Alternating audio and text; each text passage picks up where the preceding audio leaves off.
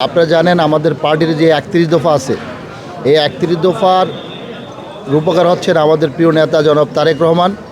আমরা আমাদের এই ৩১ দফার মাধ্যমে আমরা এক শরীয়তপুরকে ওই ৩১ দফার মধ্যে আধুনিক শরীয়তপুর আছে এবং মডেল শরীয়তপুর আছে। এই সুসংবাদরা আমি শরীয়তপুরের প্রত্যেক মানুষকে জানিয়ে দিয়েছি যে বিএনপির যে ৩১ দফা আছে, ওই ৩১ দফার মধ্যে আধুনিক শরীয়তপুর এবং মডার্ন শরীয়তপুর সেই ৩১ দফার মধ্যে অন্তর্ভুক্ত আছে।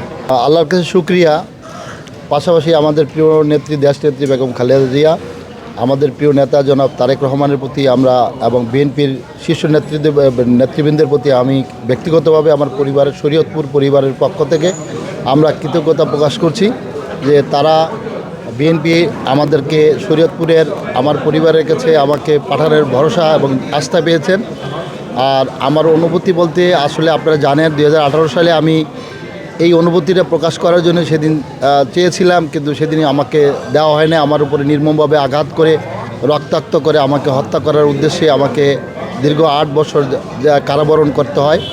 আজকের দিনে আমি আমার পরিবারের কাছে এসে এবং আমি আমার শরীয়তপুরের নাগরিকদের ভোটারদের কাছে এসে আমি সত্যি বারবার আমি আবেগ আপ্লুত হয়ে যাচ্ছি যে আমার উপরে মানুষ শরীয়তপুরবাসী এবং আমার পরিবার আর পাশাপাশি আমার দল আমার উপরে আস্থা রাখতে পেরেছে। এই জন্য আল্লাহর কাছে আমি শুকরিয়া প্রকাশ করছি।